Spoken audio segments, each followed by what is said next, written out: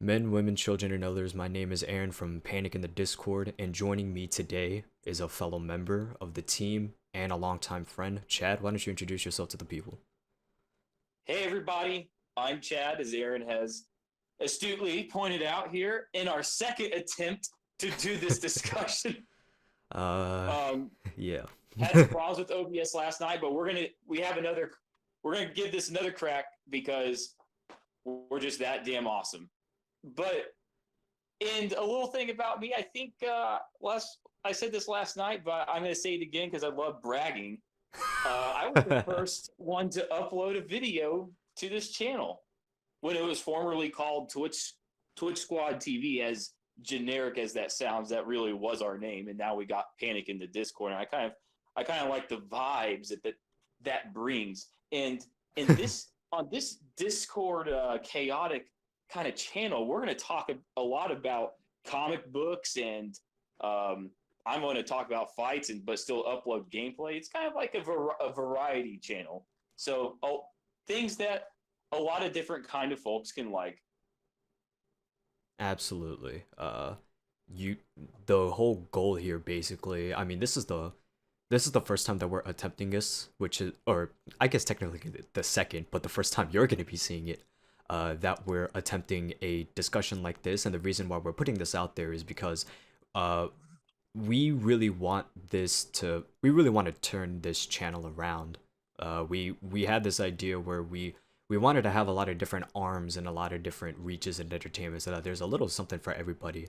Whether you're into movies or games, or, music, comics, general discussions. We do plan on having a podcast on the way if you're interested in that. But you know, with the formalities out of the way, Chad, the discussion of today's video is we're going to be talking about the interpretations of comic book characters in comic book movies, and I wanted to have you here with me again today because we're both big we're both big superhero fans, but you're coming at this from the angle of a fan who doesn't read comic books, and I feel like this is an important discussion to have between fans because there's a lot of discourse on social media about this kind of topic, whether or not it's important for a character to be portrayed faithfully or whether in pop culture they should just be portrayed however they want. Chad, I guess I could just kick things over to you as a non-comic book reader. What made you a fan of superheroes in the first place? So a good interpretation. Well, it's kind of hard because, as you said, I don't read that many comic books, so I have a very basic idea of what the heroes or villains should be like. But I do know one thing, and when it comes to adapting the story or the characters to the film, there is something that has to happen, and it's getting the right actor. You got to get that person that has it. And let's start from the beginning. Last night, I said my beginning was Iron Man back in 2008. Right. That's not really my beginning. After a little bit of thought, and I need to correct myself here, I watched the Sam Raimi Spider-Man movies from the early 2000s, and they were great. I liked them a lot. They might be a little bit cheesy nowadays Right. in some areas, but they're still great in others. But one thing you can't really knock it for is Tobey Maguire. They got that Tobey Maguire is Spider-Man. Now, to some people, it's Tom Holland, and maybe a few others, it's Andrew Garfield. But to me, Spider-Man is Tobey Maguire, and so casting is important. Just like with Iron Man, Robert Downey Jr. is Iron Man. Chris Evans is Captain America. Chris Hemsworth is Thor. And Aaron, do you know the name of the lady who uh, gets all these people together? Oh, Marvel Studios' casting director. Not off the top of my head, no, but I'll have it up on the screen for the people to see. Yeah, but I think I know what you're about to say. I mean, she deserves just as much credit as the people that we're seeing in these roles. I mean, she's the people who put them in the seat to begin with, right? So, Exactly, and she does an amazing job with basically every Marvel film when it comes to getting the right actors, actresses, and such. The next thing I would say is important for good interpretation from comic book to film is how the world and the background and the conflicts are translated to film. It's I think it's a little bit in this sense it's a little bit easier for comic book authors to write compelling stories than it is for screenwriters to write compelling stories for film, because you only got 2 hours to do it, right? Right. Or 2.5, or if it's Avengers Endgame, you got 3. And comic books, you can it's a little, you can pace yourself better because you know that people are going to be reading for longer than 2 or 3 hours. So that's a tough challenge to do, but directors like the Russo brothers and James Gunn and Taika Waititi and the guy who did the first Doctor Strange, and of course Jon Favreau, who did the first 2 Iron Man films, they have a very good eye for the adaptation of comic book stories into film. And I think the last thing that would make that makes me a fan of these movies, of these characters, is their interaction and their fights. Now, this one's a little bit easier to do in the movies than in the comic books, because in the comic books you kind of like have to imagine what these people sound like, Right. and you have to fill in the blanks with your mind when it comes to reading on paper in the panels like fight scenes. Well, in the movies fill in the blank for you. That those are the fights. Those are the fights depicted as they could as best as they possibly could be. And same thing for character interactions. You don't have to imagine what Captain America and Iron Man sound like when they're arguing, because you just need to remember their voices from the movies, from the actors that are portraying them. So I think those 3 things: casting, direction for background world and conflict, and character interaction and fights are the 3 most important things that, to me at least, make me a fan of these movies about comic books. Right. And I'm sure a lot of people who are in the same position would agree with you. To these people, RDJ and Chris Evans are, those are the people's Iron Man and Cap. They are just the definitive on-screen versions. And in fact, when I still read books about Iron Man and Cap, I hear their voices in the speech bubbles in my head when I'm reading their dialogue and I'm in their internal monologues. It's that reach that they have that is just so undeniable. But like we had already mentioned, you can't take that away from the woman that was in charge of the casting choices in the MCU.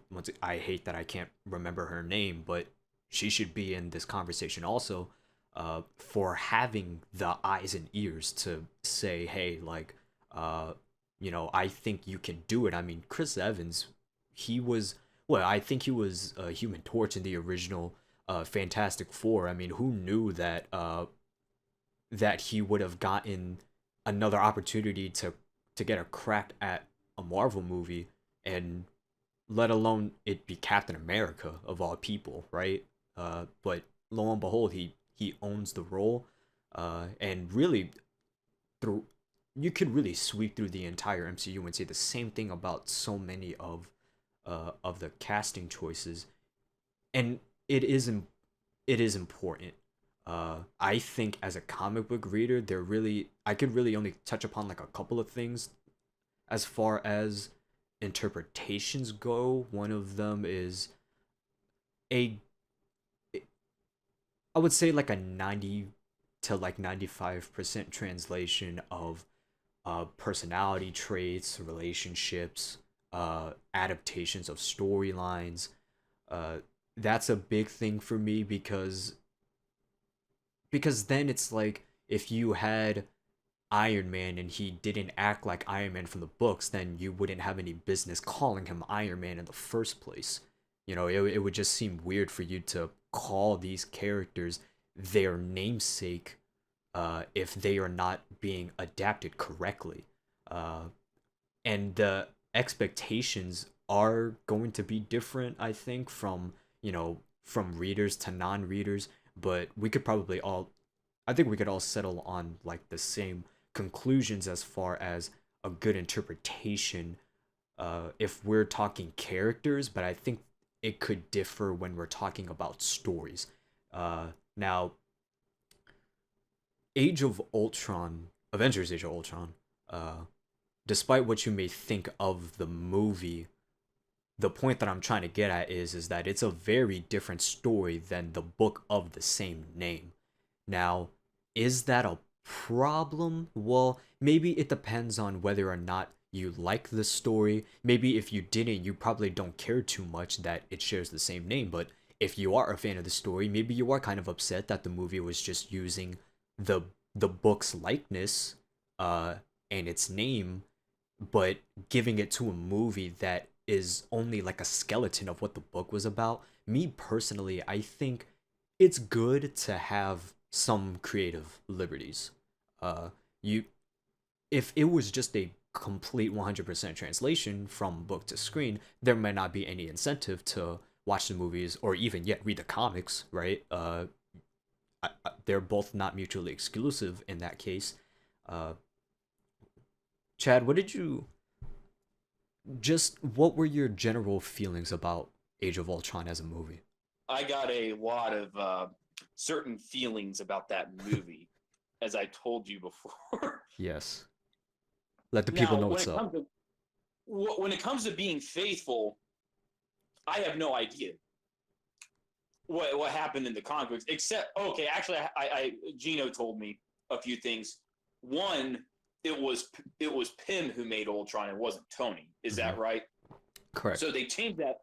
They changed that up, which is kind of funny that they do that, and they kind of put Iron Man in a pretty tough spot because he pretty much becomes responsible for creating a robot that rips a hole out of the ground and nearly turns it into a meteor and causes an extinction level event, all in the name of putting armor around the world or some shit like that. Right.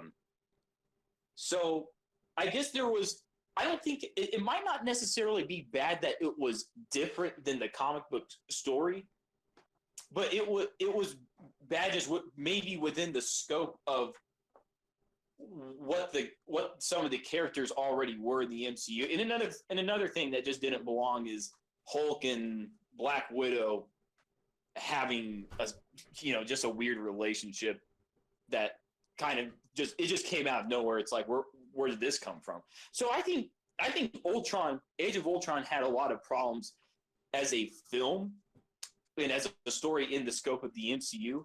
Maybe it's not that it was necessarily different than the comics, though maybe it could have afforded to be more like its comic book counterpart, because that way it may have made sense, because maybe people like the comic better because it just was a better story. Who really knows?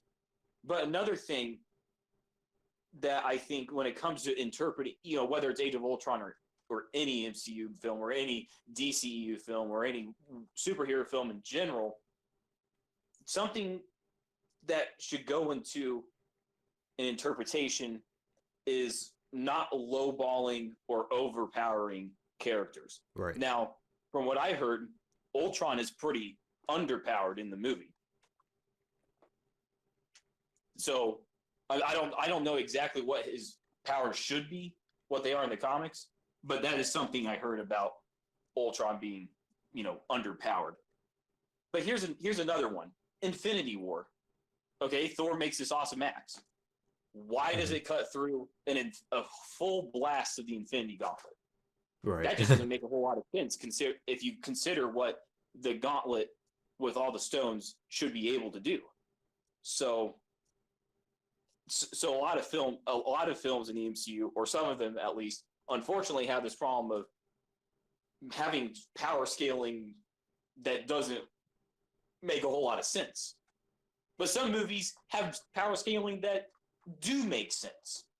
So like in Avengers Endgame, Thanos straight up met his match when he fought Scarlet Witch. He could not beat her. Right. Because of her powers. She was simply much stronger than he was. So and that is probably a good thing because this is now it's faithful and what's the word? It's faithful and it fits within the scope of the comics because some heroes have the abilities to take over other characters, and it makes sense, and it's displayed within this fight. So I think that's pretty much what I have to say about interpretations. They just everything has to fit within the scope of what the character should be doing, or how characters should be interacting with each other.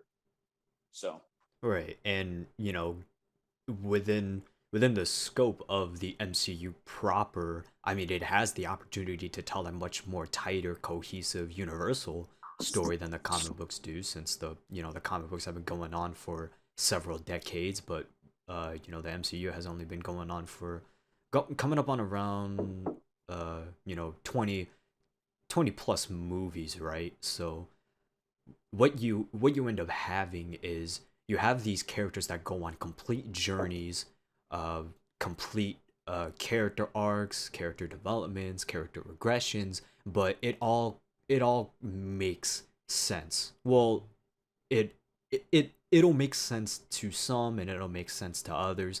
I don't want to speak too much the uh, on whether or not I liked how some characters' journeys went on, since that's kind of outside of the scope of this video. But if we're talking interpretations, I think it's also important to mention that since you have characters that go on that have complete stories in this interconnected movie universe, you can probably afford to have some differences and take some creative liberties once you have established these characters and you have given them reasons to change. I think that's important because what you end up having, right, is if we're gonna go back to storylines being adapted, you have Civil War, which, just so that I can put this out there, Civil War is my favorite MCU movie so far, but fans of the comics would know that it's barely, faithful of the story that happened in the comics. Just to put it simply, I am not a fan of the Civil War comic, and it really goes to show that I think the movie really benefited in its current state. I mean, that movie turned out so much better than I could have ever imagined, uh, even in spite of using the name and the likeness of a similarly named comic, but my dare I say, almost enhanced it and is far and away the superior version of Civil War. Um, it, I mean, do you have anything to add about Civil War? About some characters you might want to talk about? yeah, so when it comes to Civil War, I think we might do a whole another video on Civil War or basically any individual MCU movie that we really like, just like you do, videos about comic books that you like. We might do a whole extended discussion about each movie that we really like. But what I'll say about Civil War is, from what I know limited about the comics, in the comics, some things were kind of silly because, you know, Iron Man had hired he had hired villains to go capture Spider-Man, and that's just kind of silly.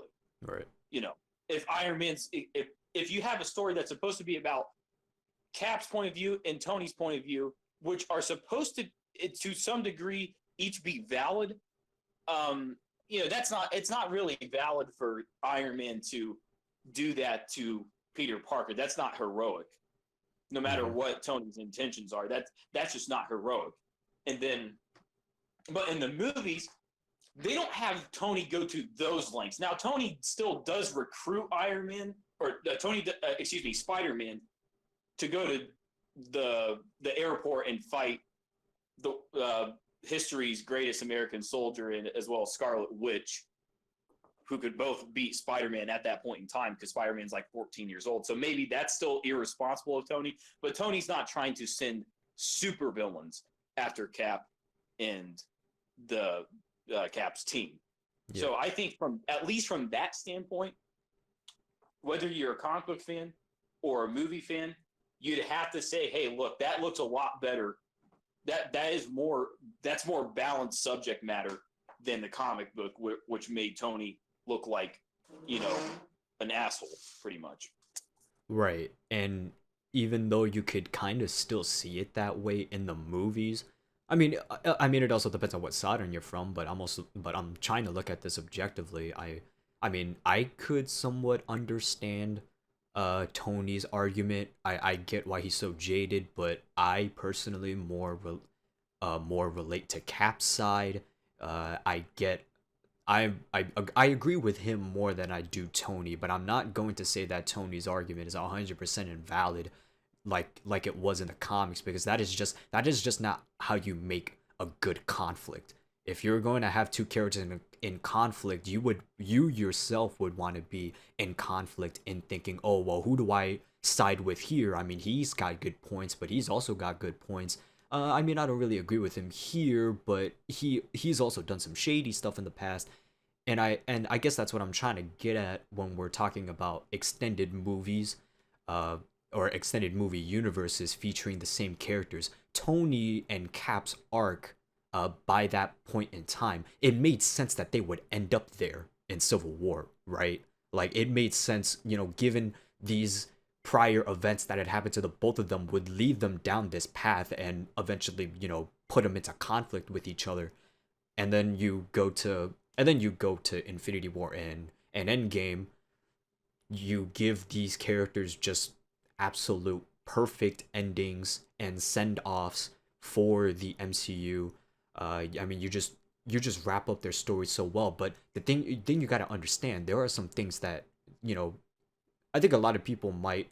There's a lot of discussion about this, but character development to me, I mean, a lot can change in a person. I believe that. I think that, given the right circumstances, people can really change. But in in literature, I think if that happens, there needs to be something really dramatic, and it needs to have been built up, it needs to have been foreshadowed, and it needs to be paid off.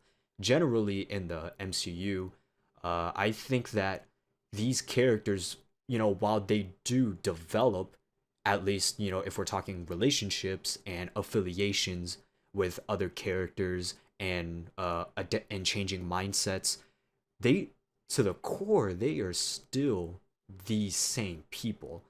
Iron Man throughout the entirety of the MCU is still a narcissistic asshole. Cap throughout the entirety of the MCU is still, just the kid who wants to stand up to bullies.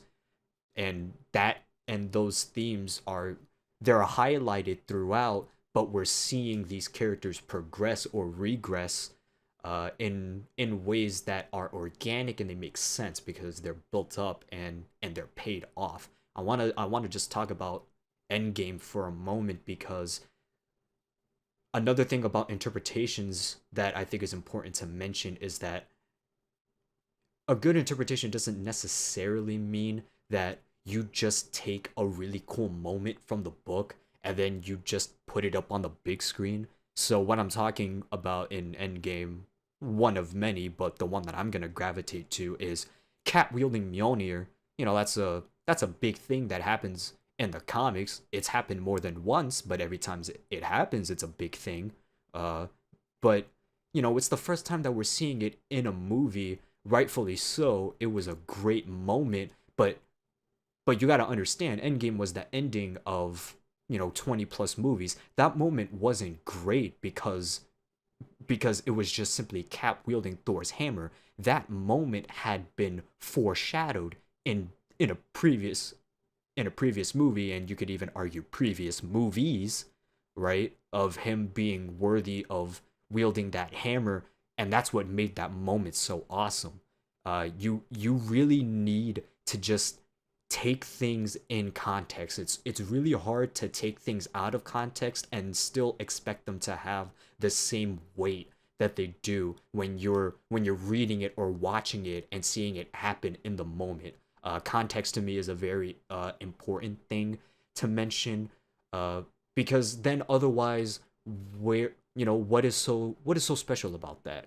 If Cap could wield a hammer, then I mean yeah, but uh, would it have mattered if he was using it? Say it was like what? Let's say in like Winter Soldier, he used it to like bring down the helicarriers that were going to like take down all those targets. Would it have been as impactful then? I mean, I don't think so. Given in the context of Endgame, he was using it against the guy who was going to wipe out the entire universe.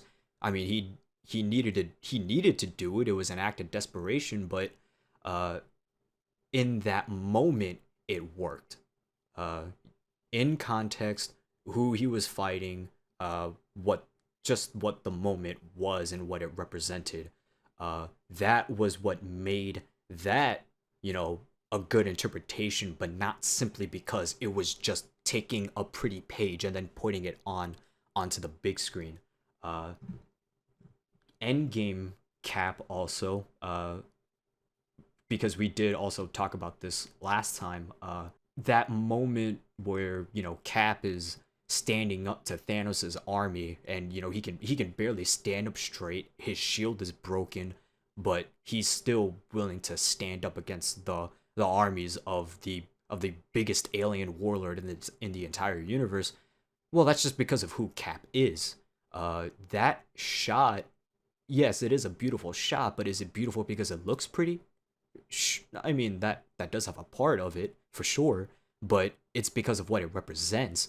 I mean, you could take that shot and you could just say to yourself, that right there is perfectly Captain America. Like if I could sum up Cap in a single shot, it would be that shot. Uh, I could I could say the same thing about a lot of other characters, but I have some examples that are kind of eluding me right now. I did want to zero in on Cap though, since that was just the easiest for me to think about.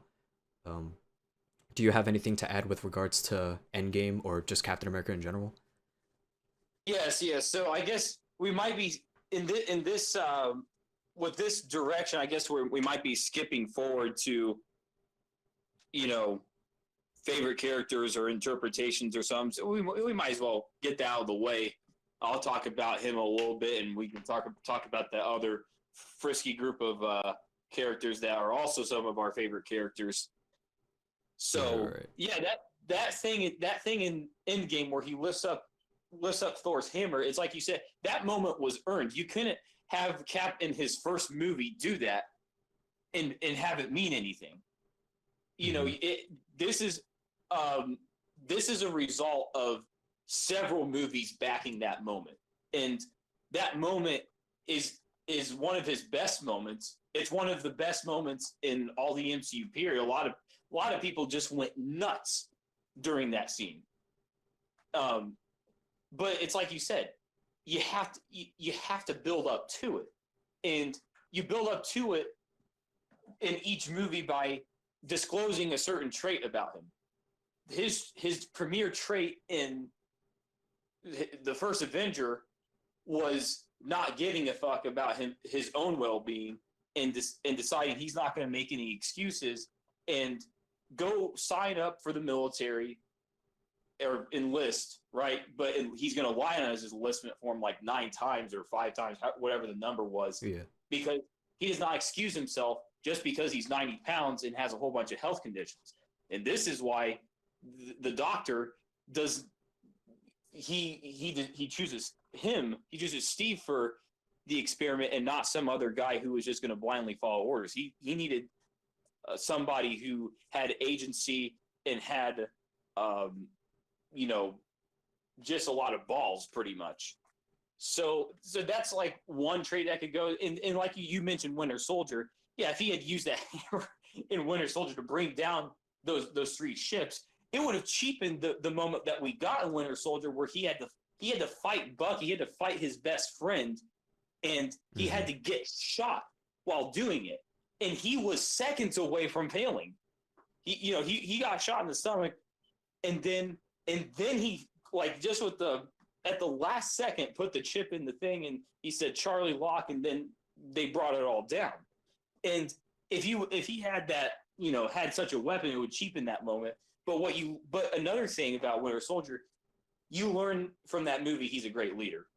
He's perhaps the best leader. Nick Fury has to listen to him, and he just knows it, right? Mm-hmm. So, and then in Civil War, there's some. This is obviously my favorite film as well, and I could talk about it forever. But as it pertains to Cap, you learn something particular about him. He lied to Tony about Tony's parents, being killed by Bucky. He didn't tell Tony that or something. And now, going back to Age of Ultron, people thought he couldn't lift the hammer because he didn't lift it up. He only wiggled it. Now, comic book facts or lore says that if you wiggle it, you can lift it. So therefore, he was worthy. But people don't pay attention to that because a lot of these people don't probably read the comics anyways. But what people were insinuating is that he's not worthy because he hid that truth from Tony. Well, as it turns out, come time for Endgame, it turns out that, or just in general, even in Age of Ultron, the hammer's not a lie detector. Now, you can say whatever you want about Cap not telling Tony that to his about his parents, but you also have to consider Cap did that because of who was actually his best friend. He was acting to protect his best friend, and I gotta say, I want that guy to be my best friend if he's going to go through those lengths to protect me, and that's another indication of his character is he has empathy for people who are victimized, especially his best friend Bucky, who was brainwashed and whatnot. So he's you can say he might have betrayed one person, Tony, but he sure as hell didn't betray Bucky, and he sure as hell didn't betray the Avengers that were put in that prison that by Tony, by the way. He went back and he busted them all out of jail. And so when you get to Endgame and Thor had to reach out his hand on Asgard to see if he was worthy, because he didn't even know. Cap picks it up. Thor knew it. Thor knew this whole time since Age of Ultron that, yeah, this guy's worthy. And, you go back to Thor 1, the Odin says you're worthy if you're worthy of your title and worthy of your realm and worthy of your loved ones. Well, damn, you could argue that Cap is truly worthy of all that. And while other characters may succeed in those areas as well, a lot of those other characters fail in drastically, like worldwide or apocalyptically in those areas. Mm-hmm. Like, that is to say, so at times Tony was not worthy of Earth because he almost blew it up with fucking the thing Ultron was going to throw at it. You see what I'm saying here? So everything leading up to that special moment, that crowd pleasing moment in Endgame, it works not because it's just flashy and it's probably like this my second favorite fight in the MCU. It works from a storytelling standpoint, but you have to work to earn that. And another thing about Endgame is where Cap and Tony and Thor all walking towards Thanos, and that shot's earned. Those three characters have 3 movies each, 3 stories, 3 arcs each, whatever you think of them. That shot is earned. And now they're the most popular superheroes, not Batman, Superman, and Wonder Woman. Unfortunately for, heavy DC fans, these 3 were first to have the hypest Trinity moment, I suppose. That moment in Batman versus Superman, Dawn of Justice, that moment's not earned, especially when Wonder Woman up to that point hadn't had a movie in the modern era. So I suppose you would like to talk about Batman and Superman and some of the failures of the DC extended universe. I sure do, and I do want to I do want to piggyback off that moment because I mean, yeah, you're right. I mean, regardless of what you think, because Zack Snyder's DC films, for some reason, have a cult following. Uh, so I will try my hardest to not trigger anybody. I will try to be as just as poignant and as direct as possible. The thing about BVS and that moment with the Trinity, you gotta understand, Batman, Superman, and Wonder Woman were the superhero trinity in the entirety of comics for the longest time. In And then we come to Endgame, and you could even argue before Endgame, Cap, Iron Man, and Thor were pretty damn good contenders for taking that title. And but I mean, shit, Endgame basically solidified that.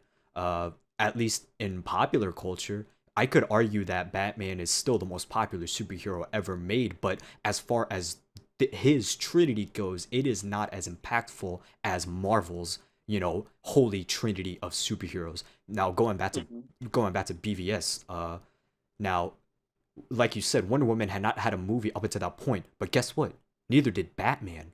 So the why that moment doesn't work for me is because these characters all just kind of were there at the right time to fight the right enemies, but they didn't have any relationship with each other. There were there were no established connections between any of them.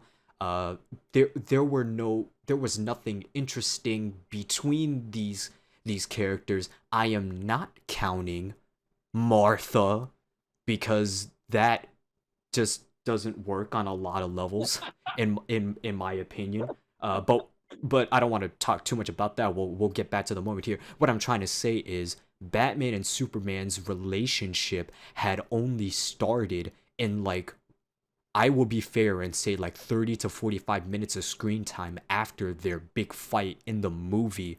Uh but there but there's barely a relationship there. So this shot of them all together, it it's just not as impactful because these characters barely know each other. Cap, Iron Man, and Thor, they know each other. And they're willing to put themselves onto the line to fight the universe's biggest threat. And Batman, Superman, and Wonder Woman, they certainly can and will do that.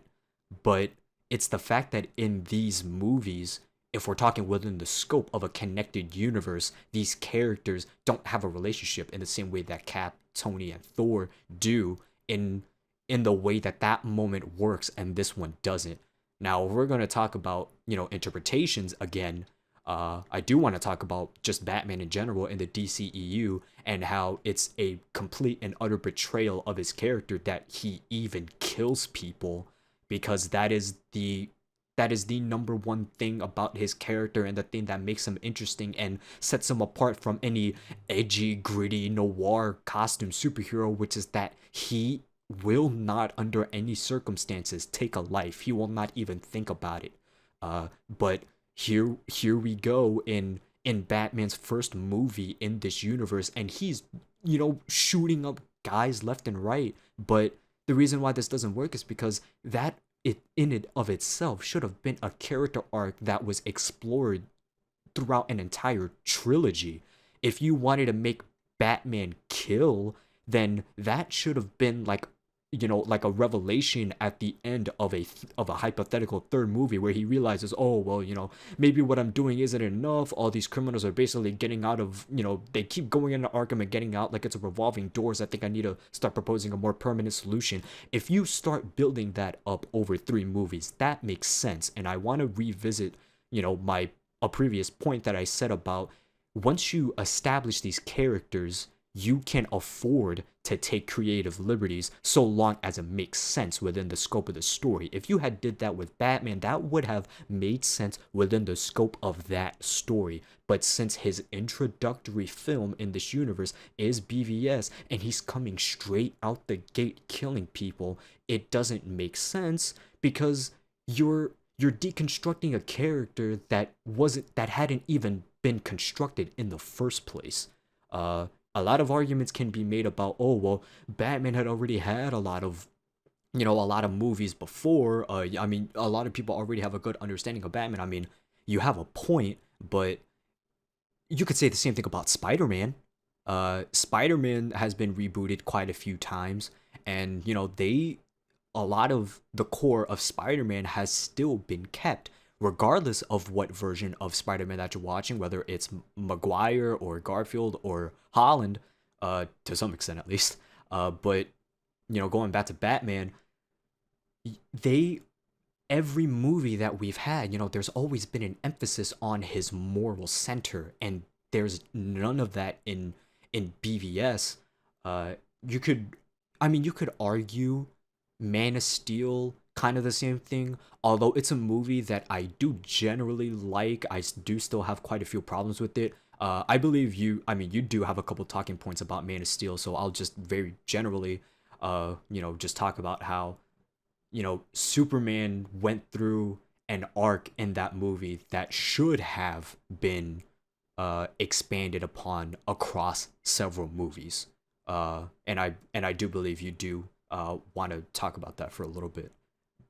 Yes, I do. But before I talk about Soups, I'm going to say something about Batsy in regard to him killing people by bringing up The Dark Knight, which a lot of people love, and I think is an excellent film.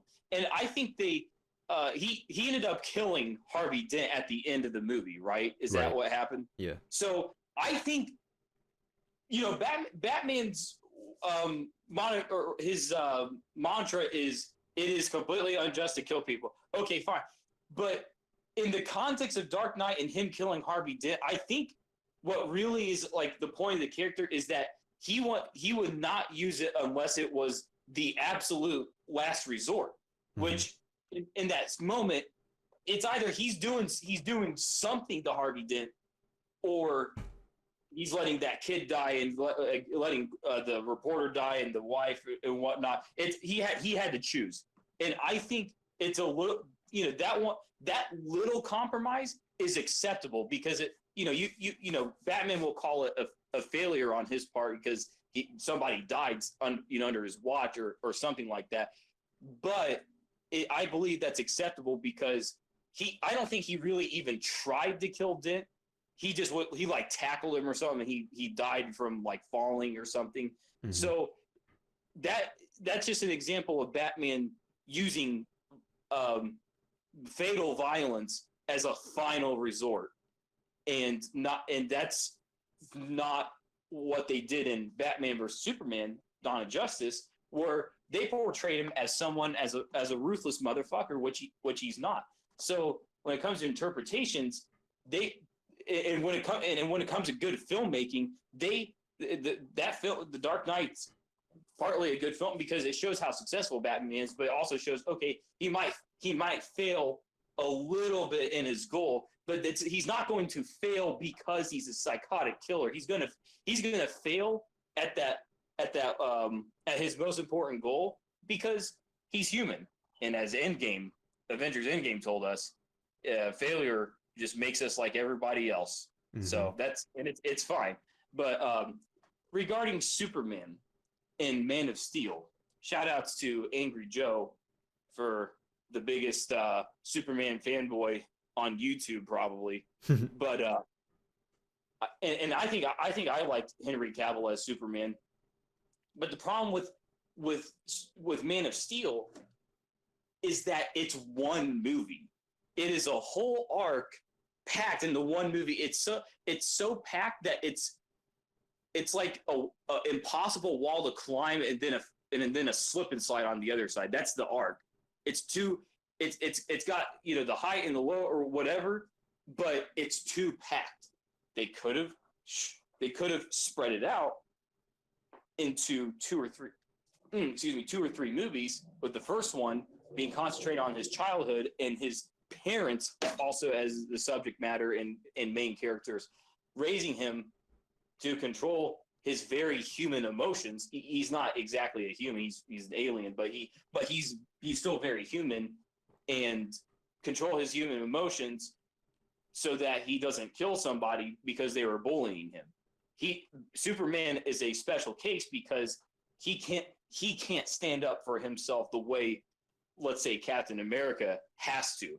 Cap is 90 pounds and will get bullied and hounded by everyone in an alley, so he has to fight back. But Superman, despite his personality kind of being similar and compared to Cat, like they're both like American symbols or something. But Superman is so much stronger than literally everybody that it is a bad idea for him to fight back. Right. And so his parents, in my hypothetical first movie, Man of Steel Part 1, no, there'd be better titles for this, I'm sure. Maybe not if Zack Snyder's directing them. But yeah, his dad and his mom would be teaching him, how to grow up in a special way because his circumstance is unique. And his second movie could be about how is he going to fit into the city. He's gonna have to get a job and look nice and wear glasses and have a hat and whatever. But then one day he's at a gas station and somebody pulls their gun out on a woman, and he's got to stand in front of that woman, and they're gonna pull the trigger, and they're gonna find out, oh my God, this dude that came from the newspaper place just ate a bullet and didn't die. And then they run out, and then some people start figuring out who he is, but he keeps it a secret or something somehow. I personally think it's ridiculous how nobody, by the way, this is just like a tangent here. Nobody knows who Superman is when he doesn't have his glasses on, but everybody knows who Clark Kent is when he has his glasses. It just it's a little bit ridiculous. But anyways, that could be a good idea for hypothetically Man of Steel Part 2. And then Man of Steel Part 3 is where he fights Zod. And this time he has some regrets fighting Zod in the city because, well, he doesn't want to hurt people. Superman would never want to, hurt people. He would be trying to keep people away from danger as much as possible. And he'd be pleading to a police officers, you got to evacuate people right now, get them the hell out of the city because, I have to fight my equal out here and it's going to be chaotic. So that's pretty much what I have to say about Man of Steel, because like you, I liked it a little bit. It's not a horrible movie by any measure, but it's a little bit too much for 2 hours. They needed to spread it out and focus on several moving parts. Absolutely. And while we're on, the DC train, I do want to talk about the very unfortunate circumstances that Cassandra Cain in Birds of Prey had to go through. Cassandra Cain is my second favorite DC character ever, and part of it is due to the fact that she is very underrated. She does have a cult following, but the idea is that not a lot of people know her in pop culture. This movie was her introduction, right? This would have been the first time that general movie watchers would have even been made aware of a character named Cassandra Cain, but her character in the movie was nothing like the character in the comics. Okay, now this leads into the bigger general issue when we're talking about interpretations. I do want to revisit Cassandra Cain, but I do also want to just put this out there as a general point. A very common argument that people like to make when defending movie or just pop culture interpretations in general of these characters is that, oh, well, in the comics you have Elseworld stories and you have what if stories, and those have been going on for a long time, nobody complained about them. Well, the difference here is that the movies and these games and these cartoons are the only exposure that these people are going to get of these characters, and there is a genuine interest in these characters that is not being expressed in their source material, but rather being expressed in what you could argue as supplementary material, although nowadays it's probably primary. But I digress. What I'm trying to say is people like these characters, but they don't want to read the books. So when you have these big blockbuster movies, the reason why it's so important that you adapt these characters faithfully is because those are going to be the only versions of those characters that most people know. You know, when people say, oh, you know, Chris Evans is my Captain America, I mean, yes, because Chris Evans is fantastic. Yes, because Captain America is a fantastic character in the MCU. But because Captain America in the MCU are the only, you know, movies of Captain America that we've ever had. You have to take that into consideration. Now we're gonna go back to Cassandra Cain a little bit because Birds of Prey, while it didn't necessarily flop, it didn't do as good as it needed to, and there's a lot of different reasons. I don't want to speak too much on the movie. I might make a separate video about it, but just generally speaking about, you know, Cassandra Cain, her character was all wrong. And I don't necessarily have an issue with what her character does in the story and how her character functions within the movie's narrative. I only have the problem with her being named Cassandra Cain because you're using the character's name and likeness, but you're putting it on a completely different body, right? Like, the Cassandra Cain in the comics, it's almost like a night and day difference between the one and the movies. But guess what? Now that Birds of Prey as a movie didn't do as good as WB needed it to, the next time that WB decides to reboot their DC movie universe and they're approached with the idea to do, you know, a Birds of Prey movie, they might say, "Oh well, the last time we did a Birds of Prey movie, it didn't do so well. So we'll just not even worry about those characters. We'll throw them all away." Right? Like this was the big breakout hit for these characters: Black Canary, Huntress, Renee Montoya, Cassandra Cain, all these characters, and you completely blew their shot. That is my big thing about interpretations. You don't want to blow the shot of characters who are lesser known because you want the general public to like these characters. I mean, if you weren't so confident in putting these characters on the big screen because you didn't think that people would like them, you wouldn't have put them in a movie anyways. So that's my piece on Cassandra Cain and Birds of Prey. Uh, do you have any anything to add about the movie or just the argument about why it's important to be faithful in a movie for these characters? Let me take a look at, since I think we, compared to last night, we've kind of been skipping around the topics in the order we want to cover them. Mm-hmm. So I gotta, right, I gotta. Well, do you think would this have to do with the question? Do interpretations matter if the films succeed at the box office? Mm-hmm. So let me talk about that with respect to Cassandra Cain and the flopping of Birds of Prey, aka fucking Harley Quinn, and 3 or 4 other characters that were not given much much credit or screen time or otherwise.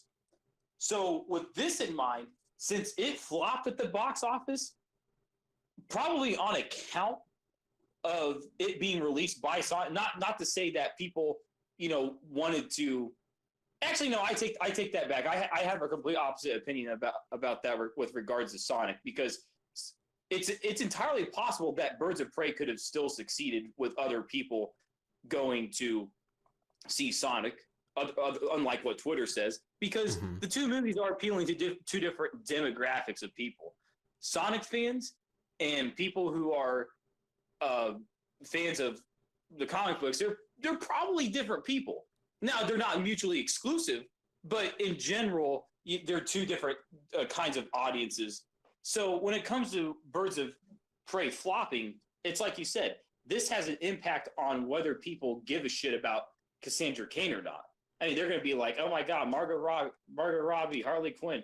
But who the hell are the other characters? They're not going to know, and they won't give a shit now because the movie flopped and hardly anyone saw it except big fans like you and some other people on Twitter who are a lot more dumb than you particularly. Yeah. But and I think to an extent, let me put it this way, because this is why I wrote down.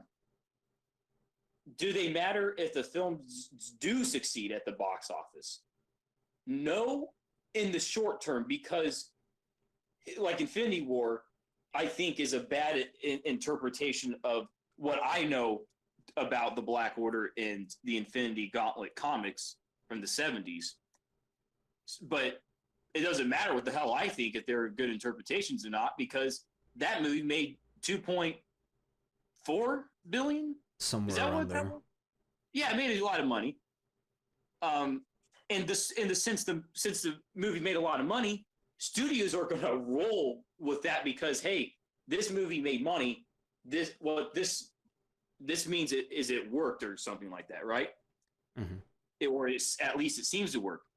But the other side, because I want to present two different answers, and not we pose the question, and if it's a yes or no question, I want to do my best to pose no and yes, possibly. Right. Yes, interpretations do matter, even if the film succeeds, because long term, these interpretations must be good. Because solid interpretations are they create and they set the foundation for a successful strand of 20 films. Yes, Infinity War might have had the benefit of getting away with some stupid decisions on part of some of the main characters and also some of the villains, but we would have never got Infinity War if it wasn't for how consistently good of interpretations we got from Phase 1 and Phase 2 and the Phase 3 movies that we got before Infinity War. So that is to say, we would not have got to Infinity War in the first place if we didn't have Robert Downey Jr., Chris Evans, Chris Hemsworth, Mark Ruffalo, and a whole bunch of others doing such a good job, and the directors doing a good job before that. So it's like a yes and no type of thing. They do matter and they don't matter. So I think it's probably not black and white, but there's different reasons for each. And I agree because you could argue that Infinity War and Endgame's interpretation of Thanos, you could argue that it's technically unfaithful because his motivation has completely shifted. From the comics, it was, oh, well, I'm just trying to appease death, so I'm going to wipe out half the universe. To, I witnessed the results of overpopulation on my planet, and I don't want that to ever happen to anyone else again. So when you take the very core of the character from the comics, he was just a one-dimensional genocidal maniac, but in the movies you actually make him a character. You make him complex. You try to get people on on his side, and you try to relate to him, or at least empathize with him. Maybe you don't necessarily agree with his method, but you understand where he's coming from. But like we said, these movies have made a shit ton of money. Doesn't necessarily matter that that Thanos was interpreted incorrectly. Maybe not in the short term. It obviously made them a lot of money, but if the next time that Thanos wanted to show up in another movie or a cartoon or a video game, the expectation is that he would be like the one from the movies because, well, he was in movies that were really successful, right? So that is the expectation that is going to be set in the long term for these characters, and I feel that is important to mention, and I'm glad you brought it up because like I was trying to say before, people like these characters, but they don't want to read the books where these characters came from. I'm gonna have a little graphic up for the people on the screen to see. This is from Comic-Con. I do not know how exactly accurate it is, but I will just take it as face value so that it helps illustrate my point. What this graph shows is North American comic sales from 2012 to 2018. That is the combined revenue of both print and digital sales. From 2016 to 2018, each year the comic book industry has consistently made around 1.1 billion dollars. It was steadily on the rise from 2012 onwards, but has kind of remained a little consistent past 2015. But what the point I'm trying to illustrate is it took the comic book industry 3 years to make a little more than what Endgame made in 3 months. Okay, so the what I'm trying to illustrate is that I'm not sure where the correlation is. Maybe we can have a whole other video discussion on just this topic, but I do want to propose the question: why is it that we we care so much about these characters and but not about where these characters came from? I mean, for God's sakes, the books are the foundation of these movies that everyone goes out to watch. Uh, so I just kind of wanted to throw that question out there and kind of start a discussion and get people talking. If you have if you have anything to add about the topic, go ahead. Topic. Hold on a second. A topic specifically of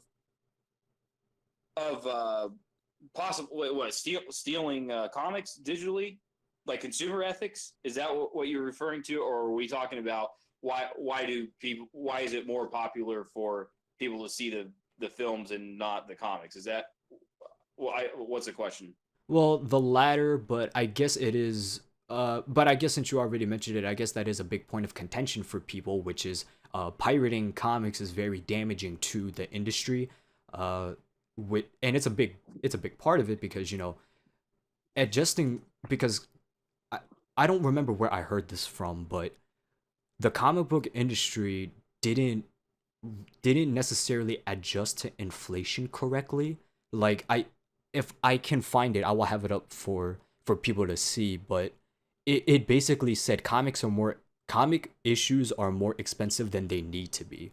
Uh Now that is a big I feel like that is a big deterring factor because comics are an expensive hobby, and in fact it would probably promote pirating because, well, people read a lot of books week to week. If I wanted to catch up on all of my favorite characters from the big two and maybe a little bit of indie comics on the side, well, I would be paying a lot of money week to week. Why don't I just read them for free? And I'm not saying I don't want to blame anybody who thinks that. However, I do think that it is wrong to think that because the industry is not steady. The comic book industry has been on a very rocky slope for a very long time, and they do rely on their sales numbers to kind of keep them afloat. So, as far as consumer ethics go, I don't agree with the practice of pirating in general, but in terms of comics, it's very damaging to the industry. Pirating movies and shows is different to me because, say, if you pirated a movie that was owned by Disney, well, I mean, it's owned by Disney. I don't think Disney's losing any fucking money from you pirating a singular movie out of their pantheon of multi-billion-dollar franchises. But in comic books, that's different.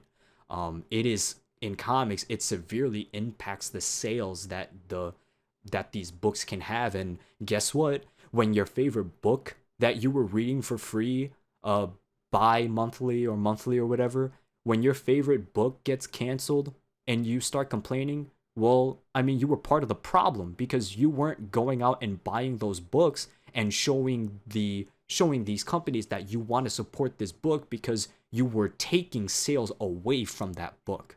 Um, that's just kind of what I wanted to say on that. If you have anything to add about consumer ethics. Right. I mean, you pretty much said everything. See, it is different, stealing a comic versus stealing a movie. Look, I noticed. I think did we watch Lord of the Rings before Endgame came out or after? I know we had a I movie don't night, recall. I remember seeing online the night we were watching Lord of the Rings that people had already pirated and streamed Avengers Endgame and put it online for people to see if they didn't bother going to the movies. And I Hmm. thought that was funny because I had the same thoughts. Like, look, does Disney give a shit if they're gonna if people are going to watch this online? They're making bank at the box office no matter what. They're not losing it. Hell, unadjusted for inflation, Avengers Endgame is the highest grossing movie ever. Mhm. So they sure as hell aren't complaining. If somebody if they are complaining, I'm gonna laugh at them. But now when it comes to comics, it's like you say, these authors individually have to put in so much damn time to draw the panels, think about the story. They got to put in so much time to do it. It's not an easy thing to make a comic. And then when they put a price on it and say, okay, hey, pay me this much, and then people start stealing it. Yeah, that's a big deal, because now now that guy's going to have to go get another job, and they're not going to make comic books anymore, and you're not going to have anything to read. Right. So as consumers, yes, we do want to save our movies for the box office, and we want to have a blast, watching Infinity War twice and Endgame like 6 times. But we do need to, if we're going to read comics, we kind of do need to pay up, because it's the right thing to do. It's it's if you want comics to keep happening, or if you want to keep reading them, then you ought to pay up. Now, if you have reasons to not want to read certain comics, I get it, probably, because Captain Marvel, the way she's drawn nowadays, even as someone who doesn't Yeah. read comics, I do not like the way she's drawn. I'm just thinking, DC doesn't have this problem in the comics. They don't have this problem of, at least from my observation, they still draw Wonder Woman the same, and Harley Quinn, and a whole bunch of other female characters as pretty approximately as they used to be. They still are that way. Why is Captain Marvel look like a dude? It's just a little bit too much. They didn't have to do that. So if you told me, hey, I kind of want to pirate this shitty comic so I can make fun of it, okay, I might let you pass. But for other good comics, or even mediocre comics that you want, consider paying up. Right. And I am not in any way justifying pirating movies, because I don't support pirating in general. I'm just saying it's easier to justify pirating a movie than it is a comic book. And I don't want to make it seem like I'm just preaching to people and making it seem like, oh, you absolutely have to pay for the comics you read. That's not what I'm here to do. I'm just saying that's something that you should do, because it is the right thing to do. We're coming up a little bit over an hour, though. If you have any closing arguments or closing statements, you may get them out the way right now. Not really, but I guess we'll see you all in the future, and we gotta have more of these, because there's so many discussions and subtopics we could get into that this has got to be episodic, I think. Absolutely, yeah. I mean, this was a lot of fun when we did it yesterday. I think it's still just as fun, even if I'm a little upset that the footage got corrupted. But we've been talking for a lot. I want to know what you guys think about the interpretations of comic book characters and comic book movies. Leave a comment down below. Let's have a civilized discussion. Let us know what you want us to talk about next. I mean, we probably already have a couple ideas waiting, and just cooking in the lab, but let us know what you want to hear us talk about next. Follow myself and the crew on all of our social media. The links will be in the description down below. Like the video, share it, subscribe to the channel, and ring that bell for more. That's Chad, I'm Aaron, we're from Panic in the Discord, and have an amazing rest of your day.